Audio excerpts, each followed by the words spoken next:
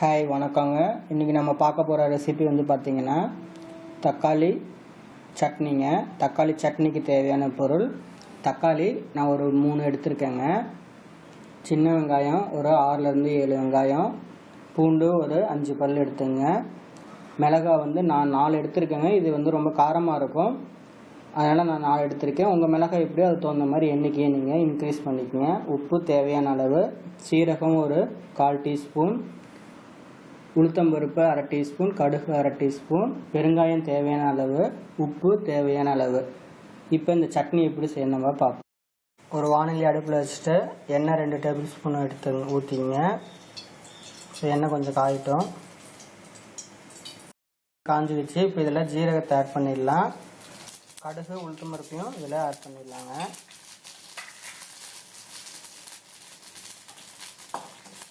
இந்த உளுத்தம்பருப்பு கொஞ்சம் சேர்ந்தோடனே இதில் நம்ம வரமிளகாவை ஆட் பண்ணிடலாம்.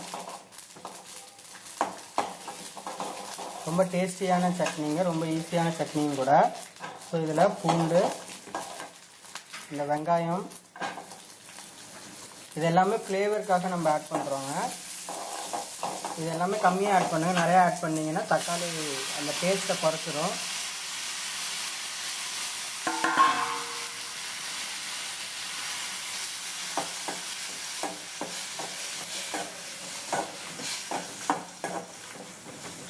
இப்போ இந்த சட்னிக்கு தேவையான அளவு உப்பு நம்ம ஆட் பண்ணிடுறோம். அப்போ தான் இந்த தக்காளி நல்லா வணங்கும். பெருங்காயத்தையும் நம்ம ஆட் பண்ணிடலாங்க. ஸோ இது வந்து ஒரு நிமிஷம் இல்லை 2 நிமிஷம் நல்லா வணக்கணுங்க. தக்காளி நல்லா வணங்கிடுச்சு பாருங்கள். ஸோ இந்த மாதிரி நல்லா வணங்கினதுக்கப்புறமா இதை ஒரு பிளேட்டில் எடுத்து தனியாக வச்சுட்டு ஆற வச்சுருங்க. ஆற வச்சதுக்கப்புறம் இதை மிக்சியில் போட்டு நல்லா நைஸாக அரைச்சிடணுங்க. நல்ல சுவையான டேஸ்டியான தக்காளி சட்னி தயாராகிடுச்சுங்க. நீங்களும் செஞ்சு பாருங்கள். செஞ்சு பார்த்துட்டு உங்கள் கமெண்ட்ஸை எங்களுக்கு எழுதி அனுப்புங்க.